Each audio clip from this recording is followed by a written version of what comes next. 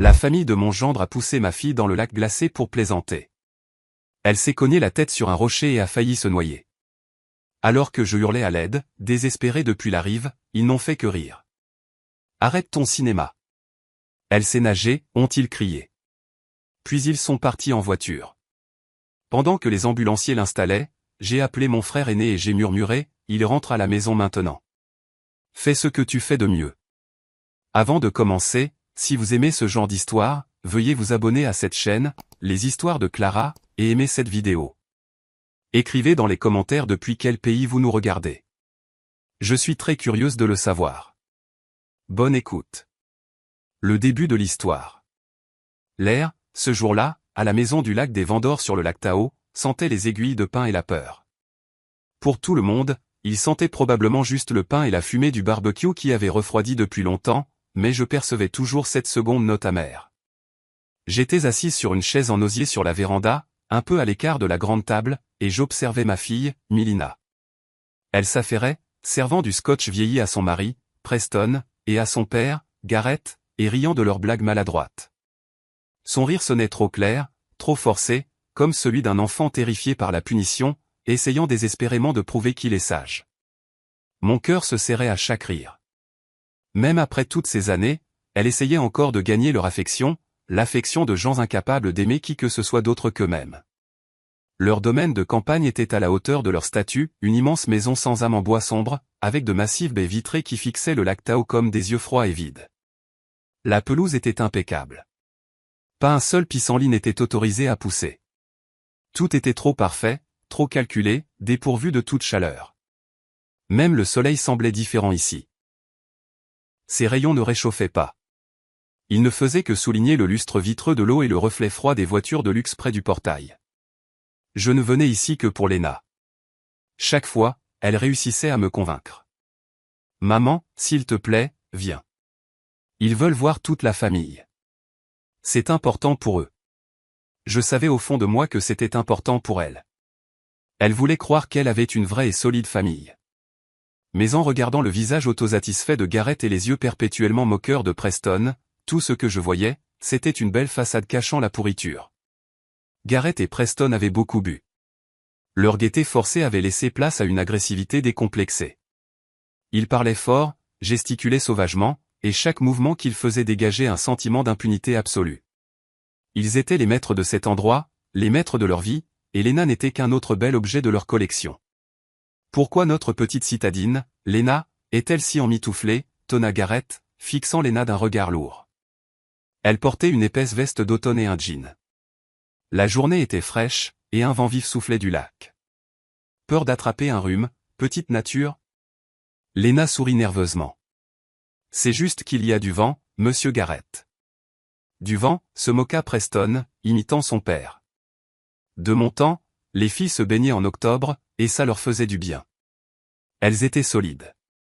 C'est une génération de cerfs. J'ai senti une terreur glaciale s'installer en moi. Je n'aimais pas cette conversation. C'était comme affûter un couteau, lentement, méthodiquement, plein d'anticipation. Laissez-la tranquille, dis-je doucement, mais assez fort pour qu'ils m'entendent. Ma voix sonnait étrangère sur cette véranda, comme le grincement d'une vieille planche dans une maison neuve. Preston se tourna vers moi, une étincelle malveillante brillant dans ses yeux. Il détestait que je m'en mêle. Il me considérait juste comme une vieille folle qui s'agitait pour sa fille. Eleanor est, ne vous inquiétez pas. On s'amuse juste un peu, n'est-ce pas, chérie? Il fit un clin d'œil à ma fille. Léna hocha la tête, forçant un autre sourire. Bien sûr, maman, tout va bien. Mais tout n'allait pas bien. J'ai vu Preston et son père échanger un regard. C'était leur regard spécial.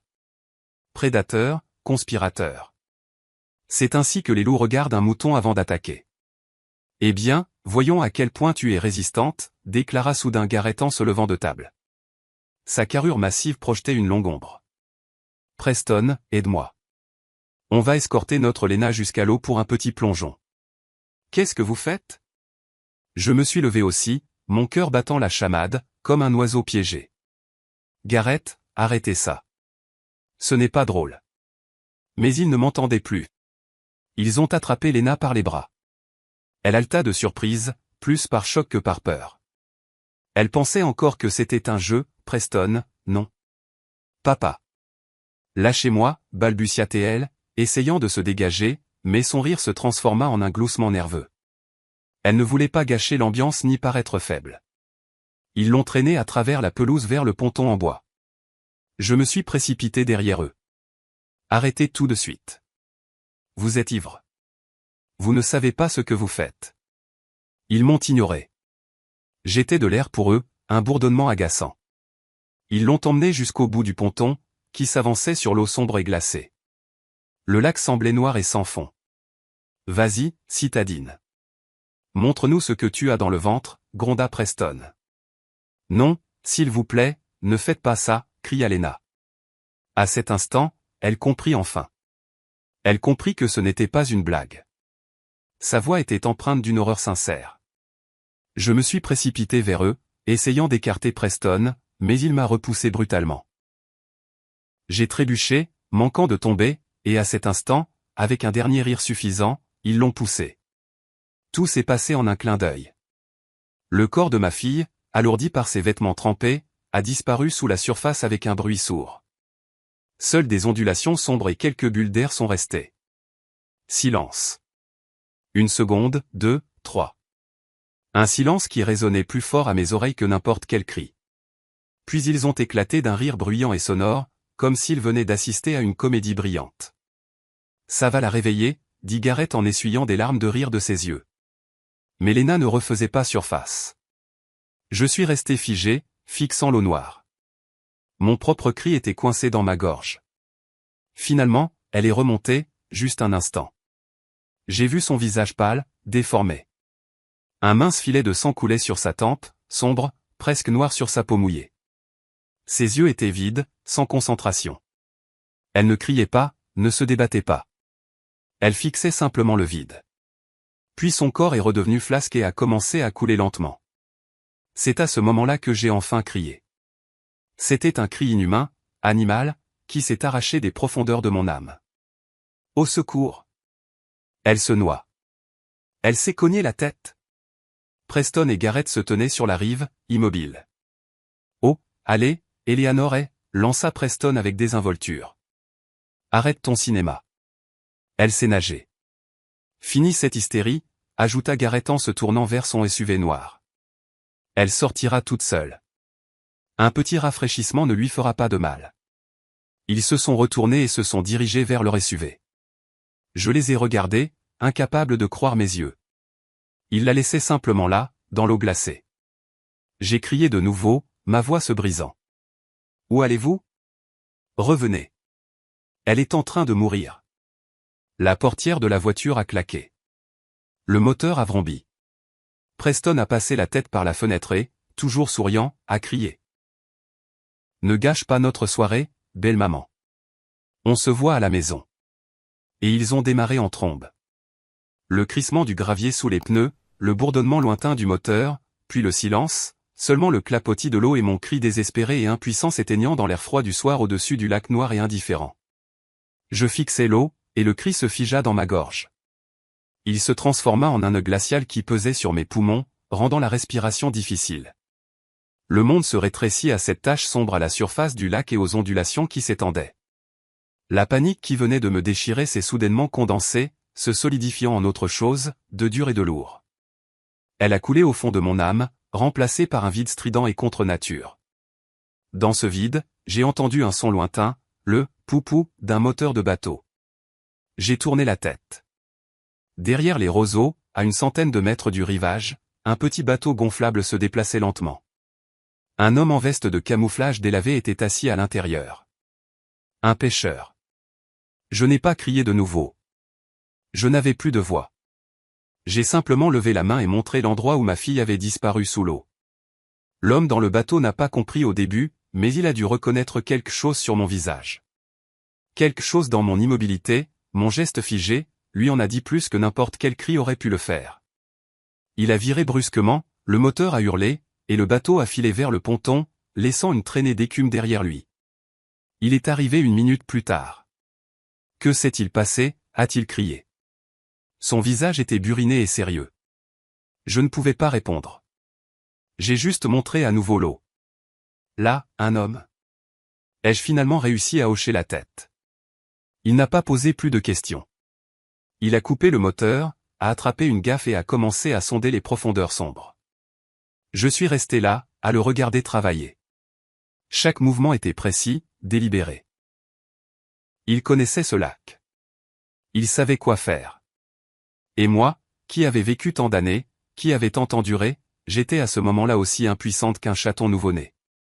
Il a accroché sa veste avec la gaffe. J'ai vu un éclair de tissu clair sous l'eau. Il s'est penché par-dessus bord, risquant de tomber lui-même, et l'a tiré avec un effort incroyable. Alors qu'il l'a hissé dans le bateau, j'ai vu son visage, bleu, sans vie. À cet instant, la glace en moi s'est brisée, mais elle n'a pas fondu. Elle s'est fracassée en un millier d'éclats tranchants. J'ai sorti mon téléphone portable. Mes doigts n'obéissaient pas, mais je les ai forcés à composer le 911. 911 ambulance.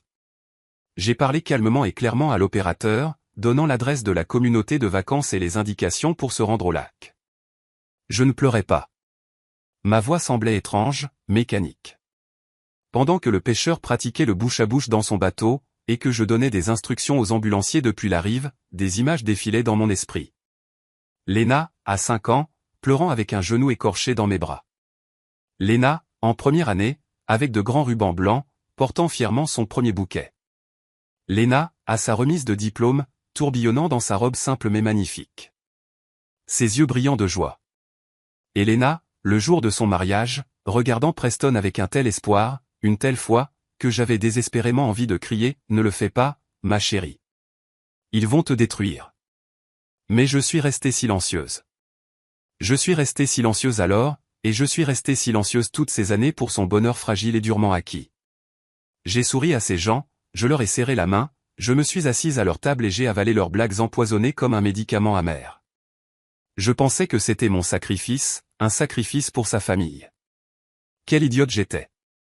L'ambulance est arrivée rapidement. Les secouristes sont sortis en courant avec une civière. Ils ont entouré Léna, la connectant à des moniteurs et la recouvrant d'une couverture de survie. J'entendais des bribes de phrases, pouls faibles, hypothermie sévère, traumatisme crânien. Ils travaillaient ensemble, de manière coordonnée et rapide, comme un seul mécanisme. Le pêcheur se tenait à proximité, pétrissant sa casquette dans ses mains. Il voulait dire quelque chose, mais je l'ai juste regardé et j'ai hoché la tête, et il a compris. Il s'est retourné en silence et est retourné à son bateau. J'ai observé l'agitation des secouristes, les gyrophares de l'ambulance se reflétant dans l'eau calme du lac. Et à cet instant, j'ai su que l'ancienne vie était terminée. La vie où j'étais juste une mère, juste une belle-mère, juste une bibliothécaire à la retraite tranquille que personne ne prenait au sérieux. Cette femme est morte là, sur le ponton, au moment où sa fille est passée sous l'eau, sous les rires de son propre mari. J'ai de nouveau sorti mon téléphone. Mes doigts ne tremblaient plus de choc. Maintenant, ils tremblaient d'autre chose. Une rage froide et pure, comme de l'eau distillée, alimentée par une décision déjà prise. J'ai fait défiler mon carnet d'adresses, des noms, et le voilà, un seul nom, Isaac. Je n'avais pas appelé ce numéro depuis plus de 10 ans, pas depuis qu'il avait détruit la carrière d'un homme très influent et avait été pratiquement mis sur liste noire dans sa propre profession. Nous nous étions durement disputés à l'époque. Je n'acceptais pas ses méthodes, son obsession, son impitoyabilité. Et maintenant, c'était exactement ce dont j'avais besoin. J'ai appuyé sur « Appeler ». Ça a sonné longtemps. J'étais sûr qu'il ne répondrait pas ou qu'il avait changé de numéro, mais à la 4e sonnerie, sa voix profonde et rauque s'est fait entendre. Ouais. C'est qui? Il n'a pas reconnu mon numéro. Isaac, c'est moi. Ma voix était basse, presque un murmure. Je ne voulais pas que les secouristes m'entendent. Ce n'était pas leur conversation. Le silence s'est fait à l'autre bout. Un long et lourd silence. Je pouvais presque sentir physiquement qu'il se redressait, que les engrenages de son cerveau commençaient à tourner. Il n'a pas demandé ce qui s'était passé. Il ne perdait jamais de temps en questions inutiles. Je t'écoute, Eleanor, a-t-il finalement dit. J'ai regardé la route où les vendeurs étaient partis 10 minutes plus tôt. Ils approchaient probablement déjà de la ville, sans doute avec la musique à fond, riant et se réjouissant d'une soirée douillette à la maison. Ils ne savaient pas encore que leur monde douillet était déjà en train de se fissurer. Il rentre à la maison maintenant, ai-je murmuré dans le téléphone. Fais ce que tu fais de mieux. Je n'ai pas attendu de réponse. J'ai simplement raccroché. La décision était prise. Tous les ponts étaient brûlés. Les anciennes règles n'existaient plus. Les ambulanciers ont claqué les portes de l'ambulance. La sirène a hurlé, et le véhicule est parti en trombe, emportant ma fille avec lui. Je suis resté debout sur la rive de ce lac noir, dans le crépuscule grandissant. Et pour la première fois depuis de nombreuses années, je n'ai ressenti aucune peur, mais un calme étrange et terrifiant. Le calme d'une personne qui vient d'appuyer sur la gâchette. J'ai appelé un taxi. Il est arrivé rapidement. Une vieille voiture qui sentait l'essence et le désodorisant bon marché. Le chauffeur, un homme plus âgé et moustachu, m'a regardé avec anxiété dans le rétroviseur. Je devais avoir l'air terrible, mes vêtements tachés de terre, mon visage figé en un masque gris. Il a essayé d'engager la conversation, demandant si tout allait bien, mais je suis restée silencieuse. Tous les mots étaient restés sur la rive. Pendant tout le trajet jusqu'à l'hôpital de la ville, j'ai regardé par la fenêtre les lumières qui défilaient, mais je ne les voyais pas. Dans ma tête, avec une clarté froide et détachée, une autre scène se déroulait, une vision de ce qui se passait chez les vendeurs. À ce moment précis, je pouvais le voir. Je pouvais presque voir leur SUV noir franchir le portail automatique de leur immense maison aux allures de forteresse. Garrett est sorti le premier, lourd, autoritaire. Preston a suivi, toujours avec un sourire narquois, plein d'arrogance ivre. Ils sont entrés dans leur hall stérile et sans vie, qui sentait l'eau de Cologne chère et le poli à meubles. Leurs pas résonnaient dans le silence. Ils n'étaient pas inquiets. Pourquoi devraient-ils s'inquiéter? Lena était forte, en bonne santé, savait nager. Elle venait juste d'être trempée. Elle avait eu peur. Rien de grave. Et la belle-mère était toujours hystérique. Elle crierait et se plaindrait, puis Lena viendrait, comme toujours, et arrangerait tout. Elle dirait, « Maman, arrête. » Il ne le pensait pas. Il plaisantait juste. Elle les avait toujours défendus, toujours. J'ai imaginé Preston se servant un autre scotch, jetant des glaçons dans le verre. Les glaçons teintés contre le verre, comme pourrait teinter la dernière pièce dans la poche d'un mendiant. Garrett a allumé l'immense écran de télévision plasma, une chaîne d'informations financières, des chiffres, des graphiques, des visages sérieux. Ils se sont plongés dans leur monde où tout se mesurait en argent et en pouvoir. Ce qui s'était passé une heure plus tôt au bord du lac n'était qu'un désagrément mineur, un interlude gênant déjà presque oublié. Ils étaient, après tout, au-dessus des conséquences. Puis le téléphone a sonné, pas un portable, mais la ligne fixe. Il l'a gardé pour le sérieux de la chose. Garrett a répondu nonchalamment, et j'ai entendu son visage changer. Pas d'horreur, non, mais d'agacement. Quel hôpital? Soins intensifs? Quelle absurdité! Il a écouté, fronçant les sourcils, les lèvres pincées en une ligne méprisante. Oui, je suis le père du mari. Oui, compris. Et il a raccroché le combiné. C'est quoi ce bordel, a-t-il dit à Preston. Ta femme est à l'hôpital. On dirait que ta belle-mère a vraiment appelé les médecins. Elle a dû jouer le rôle de la noyer un peu trop bien. Preston a grimacé comme s'il avait mal aux dents. Cela ruinait sa soirée. C'était un inconvénient, un problème à résoudre. Et il détestait résoudre les problèmes. Il aimait les créer. L'alcool s'était déjà un peu dissipé, laissant un mal de tête sourd et une sensation collante de colère. Il a pris son téléphone portable, a trouvé le numéro de « ma chérie » et a appelé. J'étais assise dans le couloir glacial des urgences quand son téléphone a vibré dans la poche de ma veste. Je l'ai sorti. L'écran s'est allumé avec « ma chérie ». Quelle cruelle ironie. J'ai fixé les mots pendant quelques secondes, puis j'ai fait glisser l'écran et j'ai porté le téléphone à mon oreille. « Allô » dit Preston de sa voix. Il n'y avait ni peur ni remords, seulement une irritation lasse. « Chérie, où es-tu? Qu'est-ce que ta mère a encore manigancé? » Ils ont appelé mon père et lui ont fait peur. Je suis restée silencieuse. Je l'ai laissé parler. « Chérie, tu m'écoutes? Arrête de bouder. Rentre à la maison. Écoute, on s'est un peu emporté. Ça arrive. Puis j'ai répondu. Ma voix était calme et basse, comme la surface du lac après leur départ. Elle est vivante. Le silence s'est fait à l'autre bout. Il ne s'attendait pas à m'entendre. Eleanor est. Où Elena? Passe-la moi au téléphone. Viens ici. J'ai besoin de. Ne viens pas ici? Dis-je tout aussi doucement, et j'ai raccroché. Je me suis assise sur le banc dur de l'hôpital, regardant les murs sales et inhalant l'odeur d'eau de javel et de souffrance inconnue.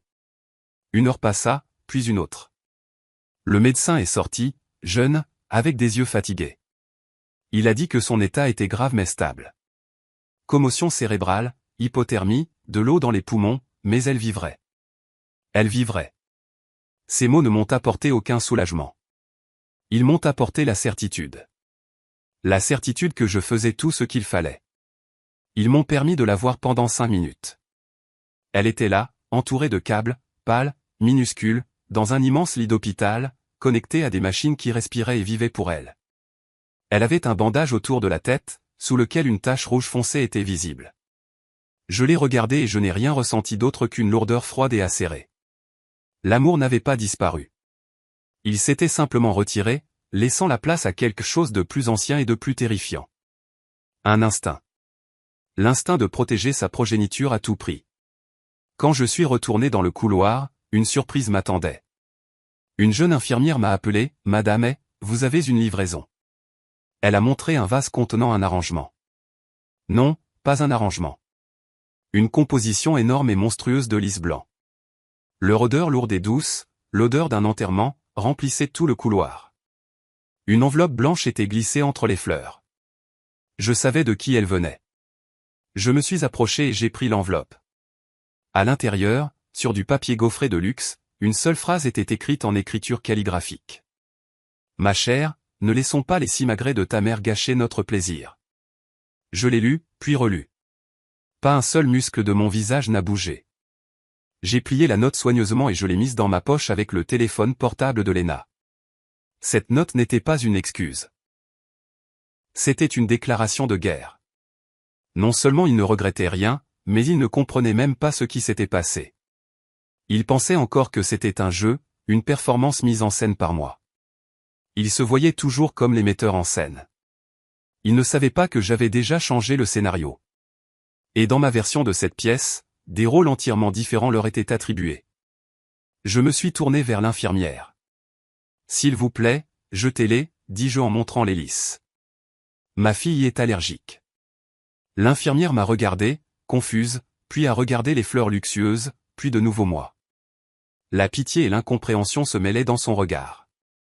Elle pensait probablement que j'étais folle de chagrin. Elle a hoché la tête et s'est éloignée, et je suis resté dans le couloir, qui, sans cette tache blanche criarde, semblait maintenant encore plus gris et impersonnel. J'ai passé la nuit à l'hôpital sur une chaise dure devant la porte des soins intensifs. Je n'ai pas dormi. Je fixais la porte blanche derrière laquelle ma fille se battait pour sa vie, et je planifiais. Mais ce n'étaient pas les pensées qu'une mère a habituellement dans une telle situation. Je ne priais pas, je ne pleurais pas, je ne ressassais pas les événements dans ma tête. Je complotais. Je savais qu'Isaac travaillait déjà. Je connaissais mon frère. Mon bref appel téléphonique n'était pas seulement un appel à l'aide pour lui, mais un signal. Un signal qu'il attendait depuis toutes ces années d'obscurité sans le savoir. Isaac était comme un limier qui avait été enchaîné trop longtemps. Autrefois, il avait été le meilleur journaliste d'investigation du pays. Il voyait à travers les gens, flairait les mensonges comme un prédateur sans le sang. Il savait trouver des fils que d'autres n'oseraient même pas tirer. Mais ses méthodes étaient trop dures, trop téméraires pour le monde lisse du grand journalisme. Il ne jouait pas selon les règles. Il ouvrait les plaies sans se soucier de savoir qui il éclaboussait depuis. Et un jour, il a touché le mauvais homme. Sa carrière a été détruite. Il a été licencié, a perdu sa carte de presse, est devenu un paria. Il s'est retiré dans la clandestinité, vivotant de petits boulots en freelance, écrivant sous des pseudonymes. Mais il n'avait pas perdu son mordant. Je le savais, et je savais aussi par où il commencerait. Il ne creuserait pas dans le présent. C'était trop trivial pour lui. Des disputes, des éclats d'ivresse, des querelles familiales. Ce n'était pas son niveau. Isaac cherchait toujours la racine, la cause. Il plongerait dans le passé. Dans le passé de Gareth Van Doren. Le matin a apporté l'odeur du café de l'hôpital et de bonnes nouvelles. Lena a été transférée dans une chambre normale. Elle avait repris connaissance. Le médecin a dit que c'était un miracle. Je savais que ce n'était pas un miracle. C'était sa volonté de vivre. Ma fille avait toujours été une battante. Elle s'était juste battue du mauvais côté pendant trop longtemps. Je suis entré. Elle était allongée là, la tête tournée vers la fenêtre. Elle était très faible, parlant à peine. « Maman » a-t-elle murmuré. Je lui ai pris la main. Elle était froide. « Je suis là, ma chérie. Je suis avec toi. » Elle m'a regardé et des larmes ont rempli ses yeux. Est-ce qu'il a appelé Preston? Je ne lui ai pas menti. Oui. Et il a envoyé des fleurs. Qu'est-ce qu'il a dit? Une faible lueur d'espoir mourant était dans sa voix. Je l'ai regardé droit dans les yeux. Il a dit que je faisais du cinéma. Elle n'a pas répondu, s'est juste retournée vers la fenêtre, et une larme a lentement coulé sur sa joue. Juste une. Dans cette seule larme, il y avait plus de douleur et de déception que dans n'importe quel cri. À cet instant, j'ai su qu'elle commençait à voir, elle aussi. L'eau glacée du lac avait lavé le voile qu'elle portait depuis des années. Le téléphone a sonné dans l'après-midi, alors que j'étais sorti dans le parc de l'hôpital pour prendre l'air. Le numéro était inconnu. Oui, c'est Eleanor. La voix d'Isaac était rauque et fatiguée. Il n'avait pas dormi de la nuit. Je le savais à la façon dont il prononçait les mots, comme s'il roulait des pierres chaudes dans sa bouche. J'ai quelque chose pour toi. Il n'a pas tourné autour du pot. Il est allé droit au but. J'ai trouvé de vieilles archives, d'il y a 22 ans. Même lac, un bateau différent. Gareth Van Doren et son partenaire d'affaires de l'époque, un homme nommé Malcolm Pierce. Ils sont allés pêcher. Seul Van Doren est revenu. Il a prétendu que Pierce était ivre, était tombé par-dessus bord et s'était cogné la tête sur l'hélice. Un accident. J'écoutais, et le froid qui s'était installé en moi au bord du lac s'est densifié. L'affaire a été classée en une semaine, a poursuivi Isaac. Trop rapide pour une histoire comme ça. J'ai retrouvé le détective qui s'occupait de l'affaire, le détective Ronelli. Il est à la retraite maintenant et élève des abeilles dans une petite ville rurale tranquille dans les contreforts de la Sierra. Le vieil homme m'a longtemps résisté, a dit Isaac. Mais je sais être persuasif. Je savais ce qu'il voulait dire. Sa persuasion pouvait aussi briser les autres. Ellie a cédé. Il a dit qu'il avait subi de fortes pressions d'en haut. On lui a apporté une enveloppe pleine d'argent et une photo de sa fille, une étudiante, et il a tout signé. Il a dit que ce péché l'a tourmenté toute sa vie. Le tableau qui se dessinait était horrible, laid, mais terrifiant de logique. Mais ce n'est pas tout, a dit Isaac. Pierce avait un fils. Il avait environ 10 ans à l'époque. Il n'avait aucun contact. Le père avait quitté la famille. Je l'ai retrouvé. Il travaille maintenant comme simple mécanicien automobile à Auckland. Il déteste son père, mais il a gardé certaines de ses affaires, parmi lesquelles des lettres. Des lettres que Pierce a écrites à sa sœur peu de temps avant sa mort. Dans celles-ci, il écrivait clairement que Van Doren l'avait escroqué de la quasi-totalité de ses parts dans l'entreprise. Il avait l'intention d'aller voir le procureur. Une semaine après cette lettre, il s'est accidentellement noyé. J'ai fermé les yeux. L'anxiété vague et inexpliquée que j'avais ressentie toutes ces années près des Van Doren. L'inquiétude que tout le monde, y compris ma propre fille, attribuait à ma nature trop anxieuse, n'était pas de l'anxiété. C'était de l'intuition, un sens animal profond qui m'avait hurlé que des monstres vivaient à côté de ma fille. Je n'étais pas surprise. Je n'étais pas choquée. Je ressentais seulement une étrange confirmation glaciale, comme si j'avais marché dans une pièce sombre toute ma vie, me heurtant aux meubles. Et maintenant, quelqu'un avait allumé la lumière, et j'ai vu que la pièce était pleine de pièges. Et maintenant? Ai-je demandé. Ma voix était parfaitement calme. Maintenant, nous avons un levier, a répondu Isaac. Ils pensent que c'est un conflit familial. Ils ne savent pas que nous jouons à un jeu différent. Il avait raison. Ce n'était plus une réaction à leur acte. Ce n'était plus la vengeance d'une mère blessée. C'était un acte de restauration de la justice, la justice qui avait été coulée avec le corps de Malcolm Pierce dans ce même lac il y a 22 ans. J'étais prête à aller jusqu'au bout. Maintenant, je n'avais pas seulement le droit, j'avais les preuves. J'ai raccroché et je suis restée assise sur le banc du parc de l'hôpital pendant un long moment. Le soleil d'automne brillait faiblement à travers les branches nues des arbres, mais il ne me réchauffait pas. J'ai regardé mes mains. Elles ne tremblaient plus. Elles étaient stables. C'étaient les mains d'une personne qui savait quoi faire ensuite. Les 2 jours suivants se sont écoulés dans le brouillard de la routine hospitalière. J'ai apporté à Léna du bouillon que je préparais sur une petite plaque électrique directement dans la chambre, je l'ai aidée à marcher jusqu'à la salle de bain et je lui ai lu Tchekhov. Nous avons à peine parlé de ce qui s'était passé. Les mots n'étaient pas nécessaires. Quelque chose de nouveau, de fragile mais de sincère s'est développé entre nous. Une compréhension silencieuse. Elle n'essayait plus de les justifier. Elle gardait simplement le silence. Et dans son silence, il y avait plus de condamnation que dans tous mes mots. Preston a cessé d'appeler. Il avait apparemment décidé de nous avoir à l'usure. Il attendait que Léna se calme et l'appelle elle-même, comme c'était toujours le cas après leur dispute. Il ne comprenait pas que cette fois, tout était différent. Il jouait toujours son jeu, selon ses règles, dans son petit monde confortable où il était roi.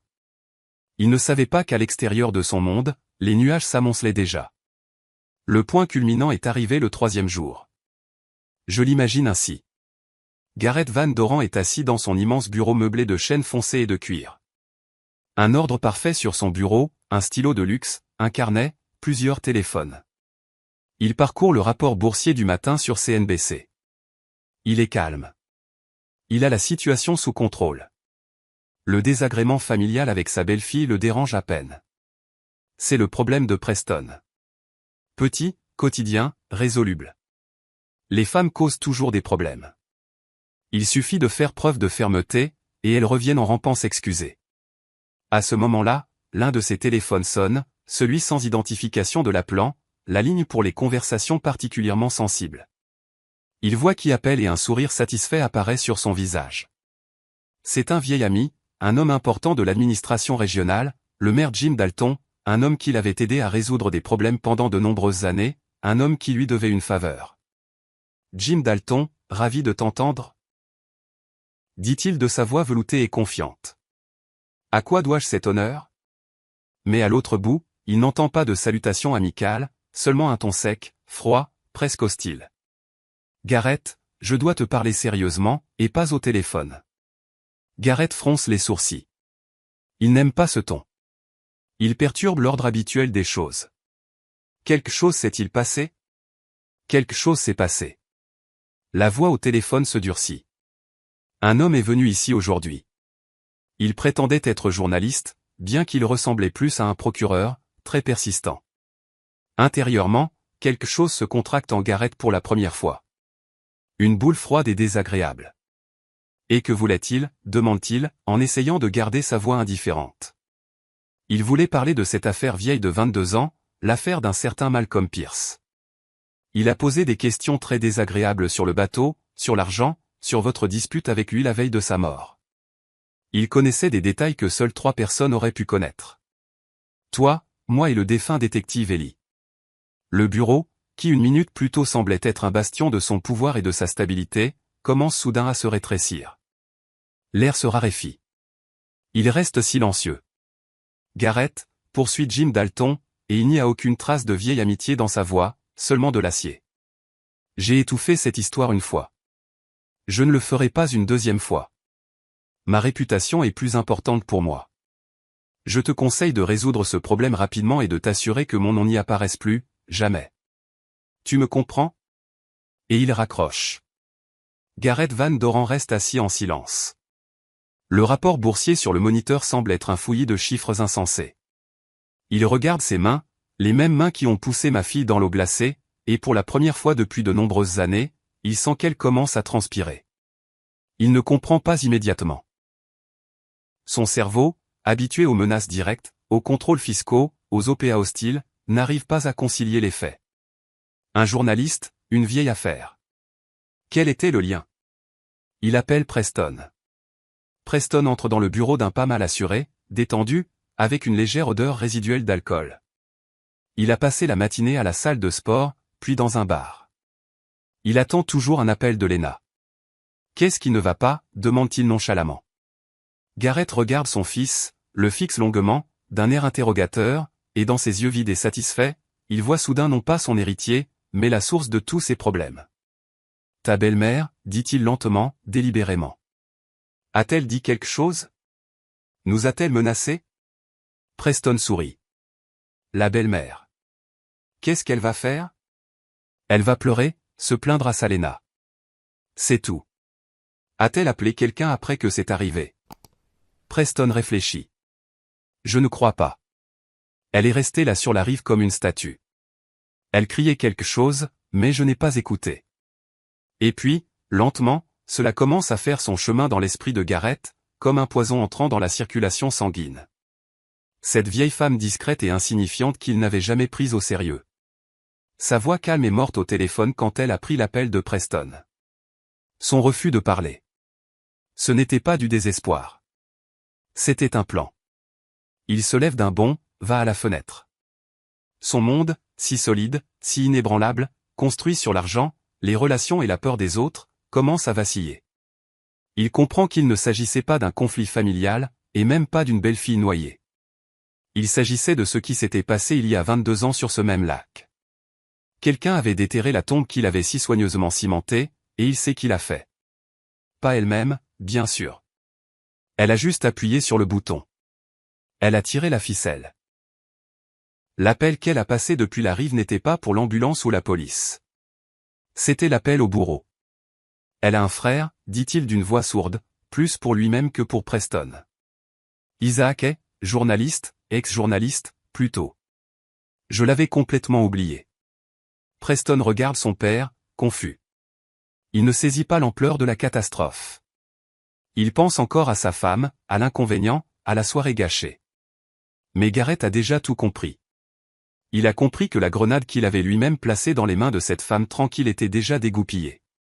Et toutes ces années, elle n'avait fait que tenir la cuillère. Ce jour-là, au bord du lac, elle l'a lâché. Il attrape le téléphone. Il commence à appeler tous ceux dont les numéros étaient enregistrés dans la mémoire cryptée distincte du téléphone. Des gens qui avaient été nourris par sa main pendant des années, qui lui devaient leur position, leur richesse. Il a appelé, et sa voix, normalement autoritaire et calme, s'est brisée, rauque. Il a exigé, menacé, supplié. Il a essayé de mettre en marche le mécanisme habituel, le mécanisme de la répression, le mécanisme de l'effacement des vérités gênantes, mais le mécanisme a échoué. À l'autre bout, il a entendu de la confusion, une politesse froide, et le plus souvent une tonalité courte. Son monde ne lui obéissait plus. Les gens qui avaient ri obséquieusement à ses blagues hier faisaient maintenant semblant de ne pas reconnaître sa voix. Le navire avait pris l'eau, et les rats ont été les premiers à le sentir. Ils ne se sont pas contentés de fuir. Ils ont déchiré les cordes qui les liaient à lui pour qu'il ne les entraîne pas dans les profondeurs. Preston se tenait, pâle et déconcerté, au milieu du bureau. Pour la première fois, il voyait son père, ce monolithe, ce titan inébranlable, si hors de contrôle, et la peur, une peur animale, authentique et visqueuse, commença à s'infiltrer dans son âme aussi. Il comprit soudain que la blague au bord du lac était plus qu'un simple jeu cruel. C'était le déclencheur de quelque chose de terrifiant, dont il ne pouvait pas encore saisir toute la portée. Je n'ai rien vu de tout cela. Je n'en avais pas besoin. Je savais que cela se produisait. Je le sentais à distance, comme on sent l'approche d'un orage par le changement de pression atmosphérique. Mais je n'ai ressenti aucune jubilation. Je n'ai ressenti aucune satisfaction. J'ai seulement ressenti un calme froid et détaché.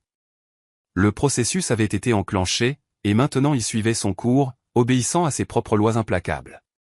Ce jour-là, Lena allait nettement mieux.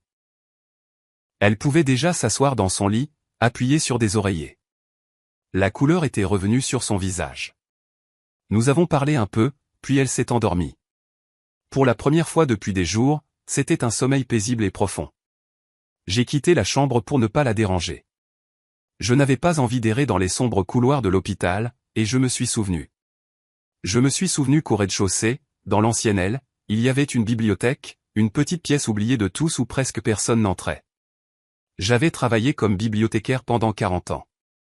C'était mon monde. Un monde où tout est ordonné. Où chaque livre a sa place. Où le silence et la sagesse règnent. Je l'ai trouvé. Une porte avec une vieille plaque écaillée. Bibliothèque. Je suis entré. La pièce était petite, poussiéreuse, avec un haut plafond voûté. Elle sentait le vieux papier et l'oubli. Des étagères pleines de livres tapissaient les murs. Sur une grande table au centre, des piles de livres étaient empilées. Des livres que quelqu'un avait empruntés à un moment donné, mais jamais retournés à leur place. Le chaos régnait, et j'ai commencé à travailler. Non pas parce que quelqu'un me l'avait demandé, mais parce que j'en avais besoin. C'était la seule chose que je pouvais faire à ce moment-là pour préserver mon propre équilibre spirituel. J'ai commencé à trier les livres sur la table. J'ai pris chacun d'eux, j'ai essuyé la poussière de la couverture, j'ai regardé la cote sur le dos et j'ai trouvé sa place sur l'étagère. Ici, un volume usé de Toni Morrison. Je l'ai placé entre Zorania Lurston et Alice Walker. Les classiques avec les classiques. Ici, un vieux guide médical. Il appartient à l'étagère du haut, dans la section de la littérature technique. Ici, un thriller de James Patterson. Il va sur l'étagère de la prose étrangère. Mes mouvements étaient lents, méthodiques, presque rituels. Je ne pensais ni au Vandoran, ni à Isaac, ni même à Léna. Je ne pensais qu'au livre, au fait que tout dans ce monde devrait avoir sa place, qu'un ordre une fois perturbé doit être rétabli. J'ai travaillé, et le chaos dans la petite bibliothèque de l'hôpital a progressivement reculé. La table est devenue plus propre, les étagères se sont remplies dans un ordre alphabétique et thématique strict. Je restaurais l'harmonie dans ce minuscule espace clos. Et cette simple activité physique m'a apporté la paix. C'était de la création, un contrepoids à la destruction que j'avais déclenchée. Finalement, mon téléphone a sonné. C'était Isaac. J'ai coincé le téléphone entre mon oreille et mon épaule et j'ai continué à ranger les livres. Il tourne en rond comme un animal en cage, a dit Isaac sans préambule. Sa voix était calme, mais j'y ai entendu des notes de joie prédatrices. Il appelle tout le monde, essaie de faire pression, d'acheter les gens, d'intimider, mais c'est trop tard. L'information a fuité. Ses vieux amis le fuient comme un lépreux. Il est devenu toxique. Bien, ai-je dit en plaçant un épais volume de Baldwin à sa place. Il sait que c'est moi, et il sait que tu es derrière moi. Il va probablement essayer d'agir par la force. Il enverra ses hommes. Je voulais juste que tu le saches. Je sais, ai-je répondu. Sois prudent. Ne t'inquiète pas pour moi, petite sœur, a-t-il ri. Je ne vis plus là où je suis enregistré depuis longtemps. Je suis en sécurité. Mais toi, tu auras bientôt besoin d'un bon avocat, bien que je crains que même cela ne suffise pas. Nous nous sommes dit au revoir. J'ai mis le téléphone dans ma poche et j'ai pris le livre suivant. C'était un livre de contes pour enfants avec des images vives. J'ai passé la main sur la couverture brillante. Je n'avais pas peur pour Isaac. Il était dans son élément. Je ne ressentais aucune haine envers les Vandoran. Pour moi, ils n'étaient plus des personnes, mais des objets, des pièces sur un échiquier que j'avais moi-même manœuvré dans une situation de zugzwang. Je n'avais pas besoin de voir leur panique. Je n'avais pas besoin d'entendre leurs voix anxieuses. Leur agonie ne m'intéressait pas. À ce moment-là, dans cette bibliothèque calme et poussiéreuse, j'étais absolument calme. Je restaurais simplement l'ordre dans la bibliothèque, dans ma vie et dans le monde de ma fille. Je savais que bientôt, le dernier livre trouverait sa place sur l'étagère, puis le silence tomberait. Un silence réel, complet, final. Quand le dernier livre de la table a trouvé sa place sur l'étagère, j'ai ressenti une profonde lassitude, non pas physique, mais spirituelle, comme si j'avais terminé une tâche très longue et difficile. J'ai regardé autour de la pièce calme et bien rangée. L'harmonie y régnait maintenant. J'ai quitté la bibliothèque, tirant fermement la porte derrière moi, et je suis retourné dans le monde des odeurs d'hôpital et des bruits étouffés. Pendant ce temps, de l'autre côté de la ville, l'agonie de Gareth Van Doren atteignait son paroxysme. Il avait épuisé toutes ses ressources. Ses appels n'étaient plus connectés. Ses menaces ne suscitaient que de l'irritation. Il comprit que son empire, qui lui avait semblé éternel et inébranlable, n'était qu'un château de cartes, et que quelqu'un avait retiré la carte la plus importante de la fondation. Le désespoir est un mauvais conseiller. Il pousse les gens intelligents à faire des choses stupides et prévisibles, et Gareth, ayant perdu la capacité d'agir subtilement, décida de procéder brutalement. Il a eu recours au dernier argument qui lui restait, la violence. Il a appelé le chef de sa sécurité, un homme taciturne à la mâchoire lourde et aux yeux vides, un ancien soldat des forces spéciales qui effectuait les tâches les plus sales pour lui. J'ai besoin de l'adresse de ce journaliste, et j'ai besoin qu'on lui parle très sérieusement. Si sérieusement qu'il oublie non seulement mon nom, mais aussi le sien. L'homme à la mâchoire lourde a hoché la tête en silence. Pour lui, c'était un travail de routine. Trouver l'adresse dans cette ville n'était pas difficile, surtout avec l'accès à certaines bases de données.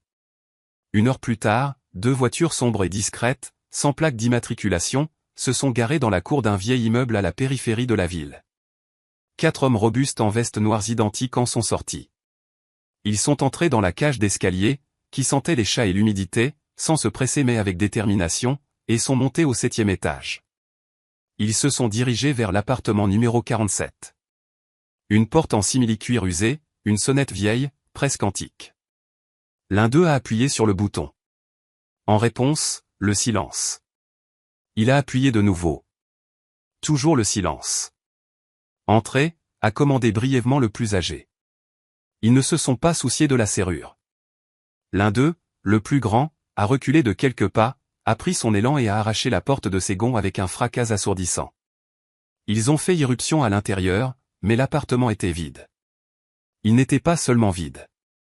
Il était mort.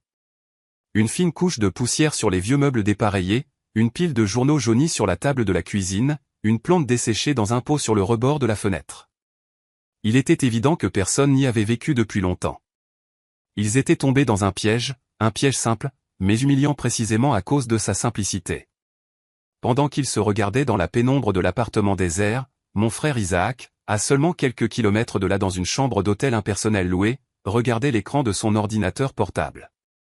Une simple plateforme de blog était ouverte à l'écran. Le texte était déjà saisi. Le titre brillait en lettres grasses et agressives. Noyé 2 fois dans le même lac. L'histoire de 22 ans d'impunité. Sous le titre, un texte sec mais dévastateur.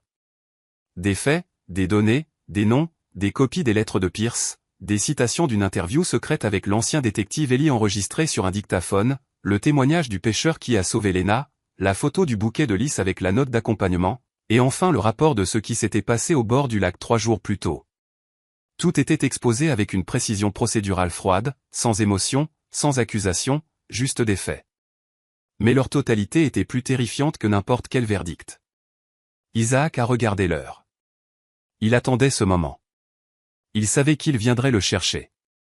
Il leur avait lui-même donné cet indice par l'un de ses informateurs. Il savait que la force brute serait leur dernier geste désespéré, et il l'a utilisé. Exactement au moment où les hommes de Garrett ont défoncé la porte de son ancien appartement, démontrant ainsi leur méthode à tout le quartier, Isaac a déplacé le curseur sur le bouton « Publier ». Sous l'article, une liste d'adresses était déjà préparée.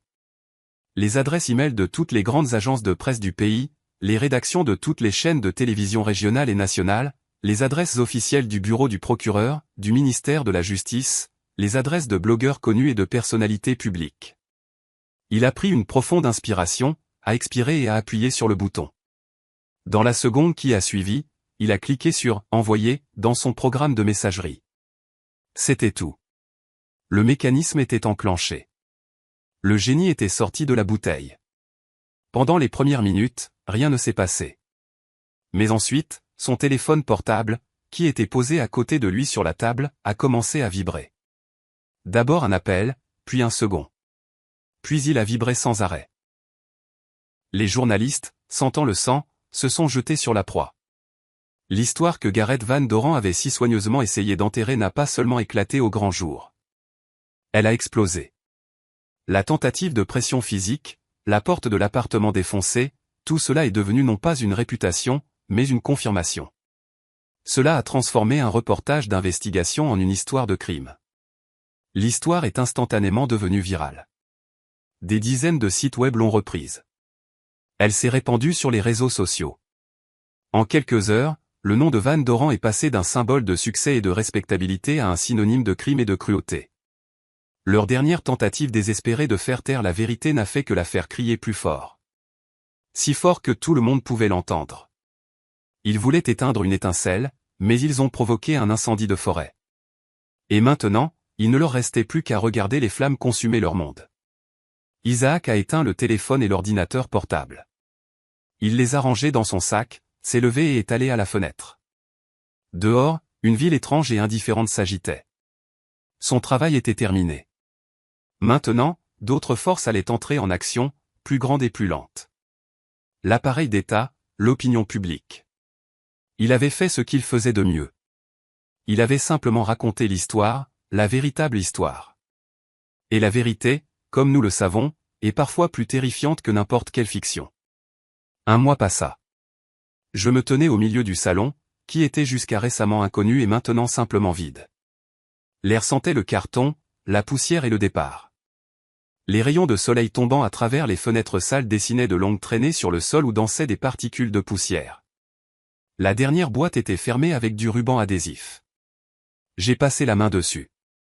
Dessus, de l'écriture tremblante de Léna, était écrit « Livre, manipulé avec soin ». Ma fille était assise sur le rebord de la fenêtre, serrant ses genoux. Elle regardait la rue, la vie trépidante et indifférente de la ville. En ce mois, elle avait beaucoup changé. Pas extérieurement. Extérieurement, elle était toujours la même, mince, blonde, avec de grands yeux sérieux. Mais quelque chose avait disparu de son regard. L'effort désespéré et insinuant de plaire à tout le monde avait disparu. La peur avait disparu. À sa place, il y avait une sagesse tranquille et légèrement mélancolique. Elle avait plus grandi en ce mois qu'au cours des 10 dernières années. Nous travaillions en silence, un silence confortable et réconfortant qui n'existe qu'entre des personnes très proches. Nous n'avions pas besoin de mots pour nous comprendre. Chaque mouvement était plein de sens. Ici, j'ai soigneusement emballé sa tasse préférée dans du papier journal, et elle a hoché la tête avec reconnaissance. Là, elle a trouvé une vieille photo de nous deux dans le parc, et un sourire léger et doux est apparu sur ses lèvres. Nous ne faisions pas que ranger des affaires. Nous déblayions les décombres de sa vie passée, séparant soigneusement ce qui valait la peine d'être conservé de ce qui devait rester ici pour toujours. En ce mois, le monde autour de nous avait été bouleversé. L'histoire publiée par Isaac a eu l'effet d'une bombe. Une affaire pénale a été ouverte. D'abord une pour la tentative de meurtre de Léna. Puis, après les témoignages du vieux détective et du fils de Pierce, l'ancienne affaire d'il y a 22 ans a également été rouverte. Garrett et Preston ont été arrêtés. Leurs visages, confus, incrédules, ont été montrés sur toutes les chaînes de télévision. Leur empire commercial s'est effondré. Les partenaires se sont détournés. Les comptes ont été gelés. Leur monde, construit sur la peur et l'argent, s'est réduit en poussière. Nous n'avons pas suivi cela de près. Nous n'avons pas lu les nouvelles. Nous n'avons pas regardé les talk-shows qui discutaient de leur cas. Nous n'en avions pas besoin. Notre guerre s'est terminée le jour où Isaac a appuyé sur le bouton « Publier ». Tout le reste n'était que la conséquence. Nous ne nous intéressions qu'à notre propre petite vie tranquille. Léna a demandé le divorce. C'était sa décision, prise fermement, calmement, sans larmes ni hystérie. Preston a essayé de lui écrire de longues lettres de prison, pleines de remords et d'amour. Il se souvenait soudain à quel point il l'aimait, à quel point il avait besoin d'elle. Léna lisait ses lettres, puis les déchirait silencieusement en petits morceaux. Elle ne croyait plus aux mots. L'eau glacée du lac lui avait appris à ne croire qu'aux actes. Et maintenant, la dernière boîte était fermée. Le chapitre de cette vie était clos. Léna a sauté du rebord de la fenêtre et est venue vers moi. Elle a regardé les murs vides, le sol nu. Plus rien ne la liait à cet endroit. Où allons-nous maintenant, a-t-elle demandé. Sa voix était basse, un peu incertaine, comme celle d'une personne qui a longtemps erré dans l'obscurité et qui est soudainement entrée dans la lumière. J'ai silencieusement sorti les clés de ma poche. De vieilles clés familières avec un petit charme de livre en argent qu'elle m'avait offert il y a de nombreuses années.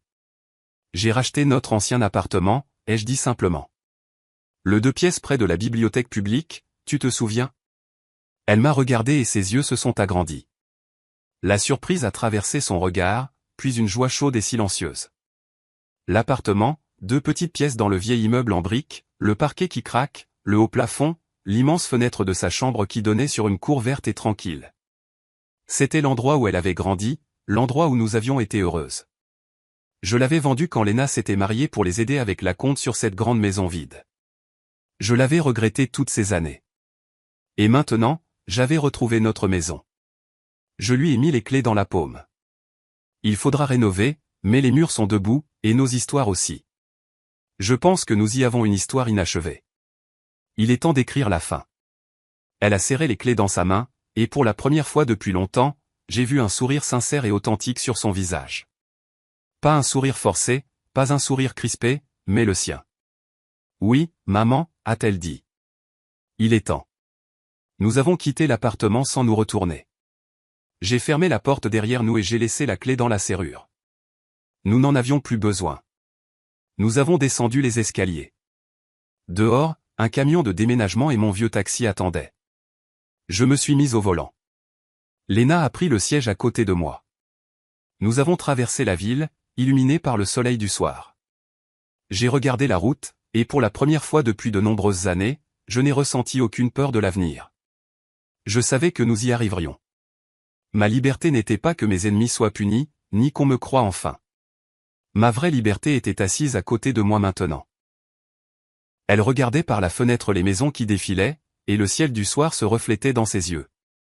La liberté, c'est la sécurité de mon enfant et la possibilité simple et tranquille de recommencer dans le petit appartement près de la bibliothèque où des histoires inachevées et des livres non lus attendent leur moment.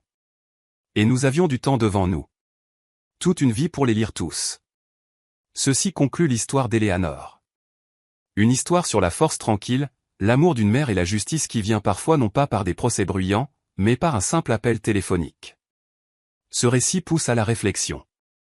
Où se situe la frontière entre la vengeance et le rétablissement de l'ordre? Entre le pardon et l'impunité.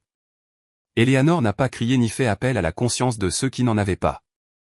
Elle a choisi un chemin différent, un chemin froid et calculé, et comme il s'est avéré, le seul correct. Qu'en pensez-vous? A-t-elle agi correctement? Aurait-elle pu agir différemment, en faisant confiance à un système qui avait déjà échoué une fois? Ou son action est-elle la seule réponse possible au mal absolu qui se cache derrière un masque de respectabilité? Ce choix n'est pas seulement un rebondissement de l'intrigue. C'est une question morale profonde à laquelle chacun aura probablement sa propre réponse. Je serais très intéressé de savoir exactement ce que vous en pensez. Peut-être avez-vous d'autres questions sur le sort de l'un des personnages ou certains moments de l'histoire ont-ils particulièrement piqué votre curiosité? Que pensez-vous qu'il adviendra de Gareth et Preston à l'avenir? Léna pourra-t-elle construire une nouvelle vie, libérée des ombres du passé? Ou peut-être aimeriez-vous partager vos réflexions sur ce qu'Éléanore elle-même a ressenti pendant les moments clés de ce drame? Écrivez tout dans les commentaires ci-dessous. Discutons de cette histoire ensemble. Si cette histoire vous a touché, veuillez soutenir notre chaîne. Aimez cette vidéo, abonnez-vous si vous ne l'avez pas déjà fait, et bien sûr, partagez votre opinion. Vos commentaires et votre participation sont la meilleure récompense pour nous et ce qui nous permet de continuer à créer de nouvelles histoires tout aussi captivantes pour vous. Comme la création de telles histoires, y compris la recherche et la préparation, demande beaucoup de temps et d'efforts, les dons nous aident à assurer la continuité et la qualité de nos récits. Votre soutien, quel que soit le montant, contribue directement à la poursuite des histoires de Clara. Merci pour votre générosité et pour faire partie de notre communauté. Avez-vous aimé mon histoire? Et de quelle ville l'écoutez-vous? Retrouvons-nous dans les commentaires. Si vous aimez l'histoire, vous pouvez me soutenir en envoyant un super merci afin que je puisse continuer à apporter plus d'histoires comme celle-ci. Merci beaucoup pour votre doux soutien. J'attends avec impatience vos commentaires sur l'histoire. À l'écran, vous pouvez voir 2 nouvelles histoires de vie que je vous recommande vivement. Il y en a tellement plus sur ma chaîne. N'oubliez pas de vous abonner. À la prochaine histoire de vie. Avec amour et respect.